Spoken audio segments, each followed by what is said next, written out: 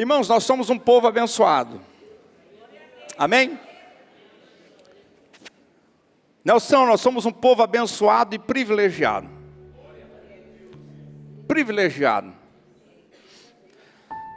Jesus deixou toda a instrução necessária para que a gente pudesse ser o que somos. Deixa eu dizer uma coisa para você, irmão. Aquele texto bíblico que diz que o meu povo perece, o meu povo acaba sucumbindo por falta de conhecimento, de fato é verdade. Mas quando eu e você nos propomos em buscar ao Senhor, é claro que por meio do Espírito Santo, porque ninguém pode buscar Jesus sem a inspiração do Espírito Santo. Eu gosto sempre de lembrar que nós somos ruins pra caramba. Infelizmente. A Bíblia diz que o Adão pecou, e que Adão, né? Só Jesus. A gente fala do Adão, mas foi a Eva, irmãos.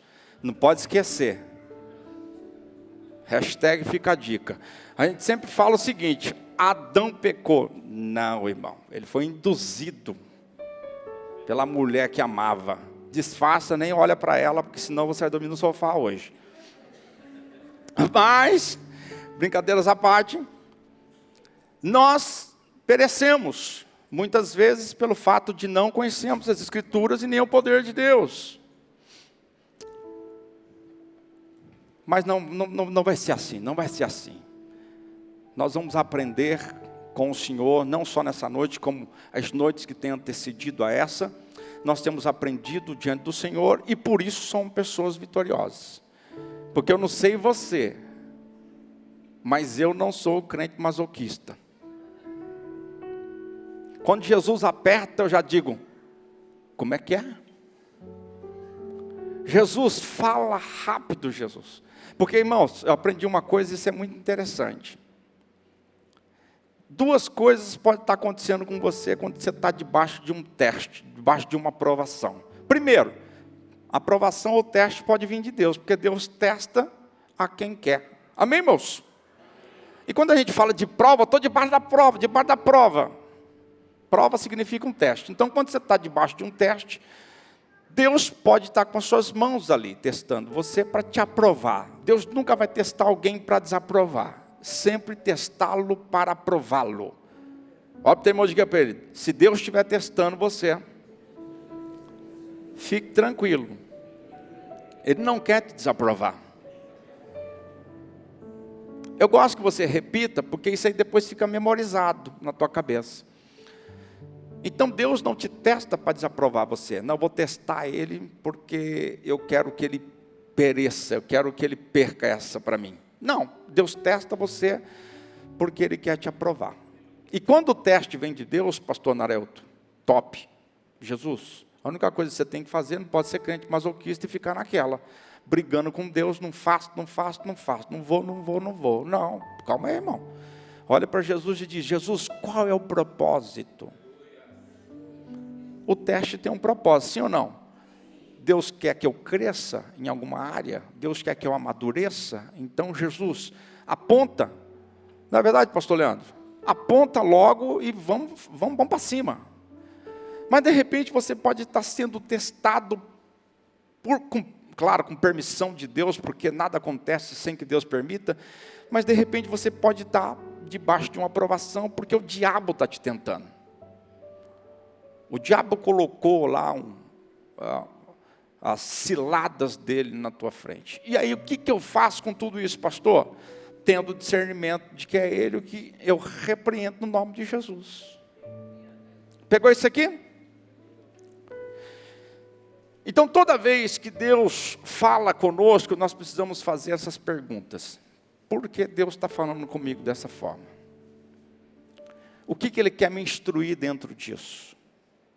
Aprendendo, colocando em prática, com certeza nós seremos mais uma vez vitoriosos. Mais uma vez, você entendeu o que eu estou dizendo, irmão? Porque nós já somos vitoriosos em Cristo Jesus. Tomamos posse dos benefícios da cruz. Quando Jesus morreu, muitos benefícios foram liberados sobre nós. E dentre eles, a Bíblia diz que o Senhor expôs o mundo espiritual. Se estivesse no anonimato, mundo espiritual, trabalhando na surdina, na escondida, na noite, na calada, até então, o ser humano não estava muito ávido a isso, quando Jesus morreu, ele expôs principados e potestades. Isso quer dizer que agora, com muita clareza, eu consigo enxergar algumas coisas que eu não enxergava. Top, né? Com muita clareza hoje eu consigo enxergar. E discernindo isso, eu ponho em prática. Quando eu ponho em prática, a probabilidade de ser vitorioso dentro dessa causa é de 100%. Você perdeu a oportunidade da glória a Deus. Não vou repetir de novo, irmão, porque eu não sou papagaio. O texto bíblico em apreço, irmãos, é um texto enigmático. Mas eu quero trabalhar com você esse texto, porque nós precisamos romper. Antes de ler esse texto, deixa eu dizer uma coisa para você. Deus quer que você chegue à perfeição. Aí alguns vão dizer que nós não temos condições disso. E de fato não temos. Mas pelo Espírito chegaremos lá. Deus quer te levar em um lugar onde você ainda não chegou. E eu digo levar você em um lugar onde você não chegou nele. Porque nós conhecemos a Deus e prosseguimos em conhecê-lo. Então, de fato, na nossa mente limitada, Deus vai dando a conta-gota. Mas se a gente andar por alguns caminhos que Ele traça para cada um de nós, chegaremos lá mais rápido. Olha para o teu irmão e diga, chegaremos lá mais rápido. Se andarmos pelo caminho traçado por Deus, Lenick, chegaremos lá mais rápido. Glória a Deus. Vamos no texto. Põe para mim lá, já está? Dizia também aos seus discípulos, quem estava falando? Jesus. Então ele começa a contar, havia certo homem rico, o qual tinha um mordomo, e este foi acusado perante ele, de dissipar os seus bens. Vamos traduzir isso aqui, volta lá no primeiro. Irmãos, deixa eu falar uma coisa para você, já estudou homilética? Nunca estudou? Homilética é a arte de falar em público. E também, dentro da homilética, nós aprendemos que existe alguns tipos de sermão. Esse sermão que eu quero trazer a vocês hoje é um sermão expositivo. Na verdade é um sermão tópico. Que quer dizer que cada tópico analisado, ele vai ampliar a nossa mente e a forma de nós aprendemos. Ok? Então por isso, versículo por versículo. Dizia também aos seus discípulos que havia um homem rico, o qual tinha um mordomo, e este foi acusado perante ele de dissipar, ou seja, ele estava roubando. Diga misericórdia. Estava roubando, pastor, os bens. Vamos lá, continua. E ele chamando disse-lhe, que é isso que ouço de ti? Dá-me conta da tua mordomia, porque já não poderás ser mais meu mordomo. O que eu estou ouvindo a respeito do assunto, rapaz? Fiquei sabendo que tu está me roubando. E eu quero que você agora preste conta de tudo quanto está sobre o seu comando. Porque a mordomia significa que ele cuidava dos bens daquele homem rico. Então preciso que você preste conta. Olha o pensamento do cidadão. Vamos lá. E o mordomo disse consigo mesmo, que farei? Meu Deus, e agora? O que eu faço? Pois o meu senhor me tira a minha mordomia, ou seja, eu não vou mais cuidar dos bens do meu senhor. Cavar, eu não posso. O que ele está dizendo? Trabalhar, não posso. Cavar. Cavar, eu não posso. De mendigar, eu tenho vergonha. O que eu vou fazer? Irmão, provavelmente, essa reflexão demorou alguns dias. Sim ou não? Sim ou não? O texto vai mostrar para a gente algo de imediato. Mas, de fato, irmão, quando você chega e recebe ou seja, você recebe um ultimato como esse, o que você faz? Vou pensar, vou colocar o tic-tac para funcionar. Não é assim, irmão? Ou não? Ou você toma atitudes assim, de espetão? Não, de forma alguma. Provavelmente, essa pessoa foi sentar, primeiro lamentar. Meu Deus, só Jesus na minha vida. E agora, o que eu faço? Começo a pensar. Trabalhar, eu não gosto de trabalhar. Mendigar também não gosto, não posso mendigar que eu tenho vergonha. O que eu faço então? Já sei. Já sei o que eu vou fazer. Para que quando eu for desapossado da mordomia, me recebam em suas casas.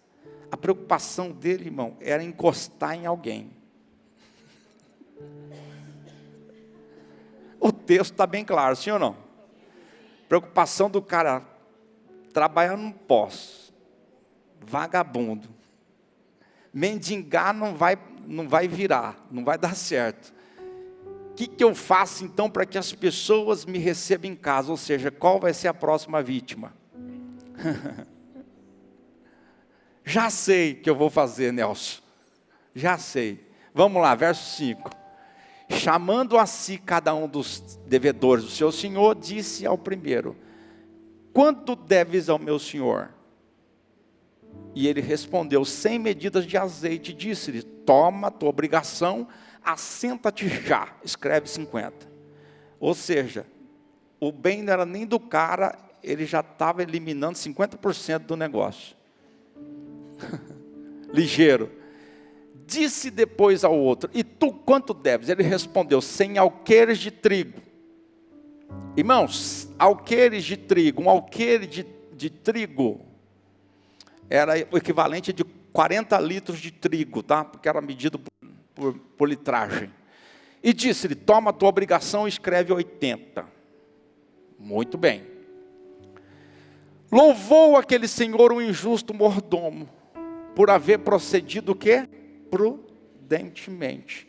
Porque os filhos desse mundo são mais prudentes do que os filhos dessa geração, do que os filhos da luz. O que ele quis dizer com tudo isso? Ou para quem ele estava contando essa história? Vai para lá para o versículo 15. O que se refere primeiramente a essa parábola? Disse-lhe Jesus: vós sois o que justificais a vós mesmos diante dos homens, mas Deus conhece os vossos corações, porque o que entre os homens é elevado, perante Deus é abominação. Põe o 16 para me ver só o contexto. É o 15 mesmo. O que se refere a essa parábola? A quem Jesus estava falando ela? Aos fariseus. Porque os fariseus, segundo Jesus, o relato que nós acabamos de ler, os fariseus eram pessoas avarentas. Então o texto vai falar sobre a avareza, conforme nós acabamos de ler. Mas qual é a ideia de agir prudentemente? Por que esse homem é mais prudente do que os filhos da luz? Você já parou para pensar? O contexto é simples. Ele dá um jeito de favorecer as pessoas que estavam devendo ao seu senhor, a fim de que ele pudesse ter entrada na casa dessas pessoas.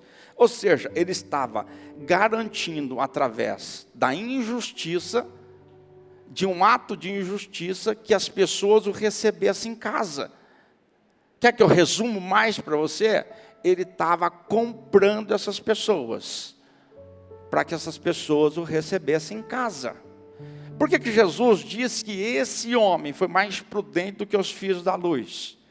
Agora deixa eu apertar um pouquinho aqui, mas daqui a pouco a gente solta. Por quê, irmãos? Porque o cristão, muitas vezes, ele faz totalmente o contrário daquilo que esse homem fez, no sentido de granjear amigos. Você já percebeu, irmãos, que a gente é antipático? A gente gosta de uma briga, gosta de uma discussão, queima a ponte. Sim ou não? Não faça movimento brusco. Eu falei para você que ia apertar um pouquinho. Mas a gente é assim. Você encontra com algumas pessoas, irmãos, e ele diz: aonde você está congregando? Por exemplo, onde você está congregando? estou congregando em tal, mas você não estava em tal lugar? Ah, não, irmão, lá para mim não deu, o pastor é isso, os irmãos são aquilo. Ele vai quebrando pontes. Pontes. E o que eu estou falando de pontes? Eu estou falando de amizades construídas, de pessoas que o ajudaram no meio do caminho, de pessoas que estenderam as mãos para ele. Eu tive exemplos como esse, irmão. Eu, quando dirigi a igreja, tinha um rapaz, junto com a família, que foi despejado da casa e não tinha onde morar. Não tinha onde morar. O Leandro sabe disso, minha família sabe disso. Era um casal que a gente sempre amou, sempre ajudou. E eu estou dando só um exemplo para você entender o porquê que ele disse que os filhos das trevas são mais prudentes do que os da luz. E eu estou falando de comunhão, eu estou falando de você criar pontes, eu estou falando de você criar amizades que serão duradouras e que serão depois benéficas, não só para você, como para essas pessoas que estão do teu lado. E eu tive a oportunidade de ir lá, e foi despejado, irmãos, e eu não vou nem falar para você de que forma que foi despejado, porque eles foram despejados no sentido de que você sai ou morre. E a gente foi lá, acolheu, não tinha onde colocar eles, colocamos eles aonde? Dentro da igreja. Eles ficaram um bom tempo vivendo dentro da igreja. No dia dos cultos, irmão, tinha que limpar tudo, aquela bagunça toda para ter culto. E eles morando dentro da igreja, porque não tinha sala, era um salão. Tinha um lugarzinho só para a gente fazer um café, coisa assim. O que vocês acham qual foi a atitude deles quando eles saíram da igreja? Falar bem ou falar mal? Agradecer ou ser ingrato? Pronto. Por isso que eu falo para você que por muitas vezes nós somos imprudentes com relação a amizades, com relação à comunhão. Diga misericórdia. Sabe por quê, irmão? Porque a gente só pensa no futuro. Sim ou não? E quem só pensa no futuro, irmãos, ele não vai ter pudor nenhum e nem uma prudência com relação ao crescimento. Ele quer crescer de todas as formas, de qualquer jeito, e ele vai pisando em um, em outro, em outro. Jesus diz, está vendo? Esse cara com dinheiro que nem era dele, ele granjeou para si amigos, porque ele disse, eu não consigo trabalhar, não posso trabalhar, sou vagabundo, e eu também não vou pedir, porque eu tenho vergonha. Ele foi elogiado pela sua prudência nesse sentido, não que isso de fato é certo. Assim como eu e você, nós não podemos simplesmente olhar para o futuro e nos esquecer de criarmos pontes que vão te ajudar mais tarde. Diga glória a Deus. Pontes. Querer tudo para você, olhar simplesmente para o seu próprio umbigo, pode funcionar momentaneamente, mas quando você olhar para o lado direito, do lado esquerdo, e você olhar para frente e ver que não tem saída, e dos lados você não tem amparo, você vai lembrar dessa palavra que eu estou pregando hoje.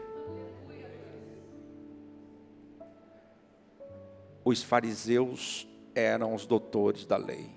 Eles tinham a recomendação de Jesus de tratar tudo quanto fosse relativo ao mundo espiritual, à religião da época, e estavam defraudando o reino de Deus. Jesus disse, os fariseus sentam na cadeira de Moisés, façam o que eles falam para você fazer, mas não procedam como eles procedem, porque eles falam, mas não praticam. Olha que loucura. E ele diz, o fariseu, ele roda o mundo para fazer um prosélito, ou seja, para converter uma pessoa à sua religião, mas o faz duplamente digno de ir para o inferno, por causa da sua própria instrução e por causa da sua própria atitude. Nessa noite Deus está dizendo para mim e para você, ei, por isso que eu fiz questão de adorar junto com você. O milagre vai chegar,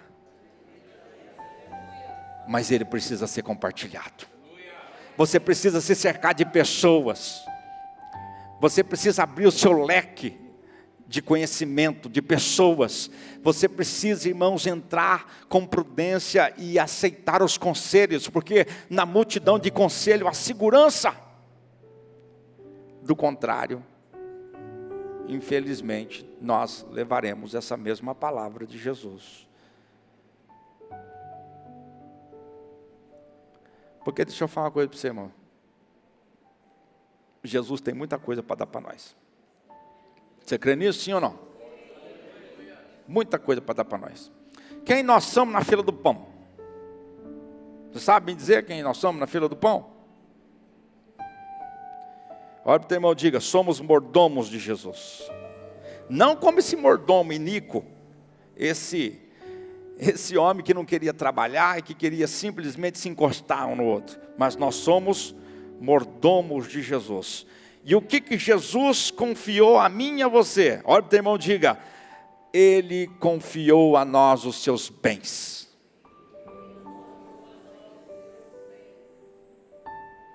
Põe para mim Lucas 12, verso 41.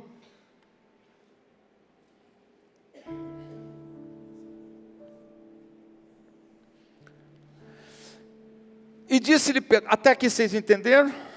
Sim ou não?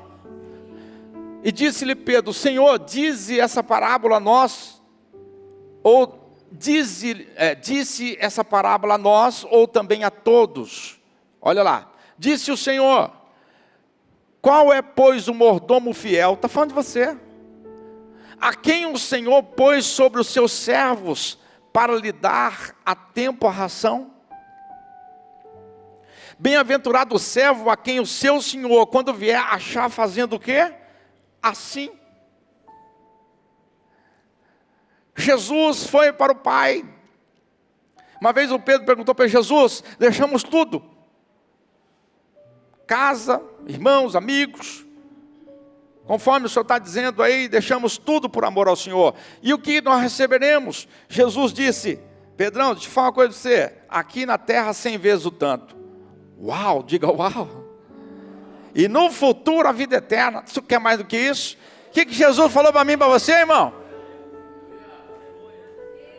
Você que negou as coisas deste mundo, os seus interesses, as suas atitudes, e eu estou falando de atitudes carnais, você que deixou, você que negou a si mesmo, assim como Pedro, os apóstolos o fizeram naquela época, responde Jesus para mim e para você: nessa época você vai receber 100 vezes o tanto, irmão, é muita coisa. E o restante, você vai receber na vida eterna. Quem, pois, é o mordomo fiel, a quem o seu Senhor colocou a serviço da sua casa? Mordomia cristã, você precisa entender isso. Deus te deu recursos, foi para um propósito. Olha para o teu irmão e diga: Deus te deu recurso para um propósito. Dar a ração ao seu tempo determinado àquele que necessita. Ou seja, compartilhar daquilo que Deus te deu com pessoas que estão ao seu lado. E eu estou falando, irmãos, normalmente a gente pensa: eu vou compartilhar agora com pessoas que estão do meu lado lá na África. Pode ser, desde que você compartilhe aquilo que Deus te deu com o teu pai, com a tua mãe, com os teus irmãos que estão do teu lado, com a tua família, através dos recursos que Deus te deu.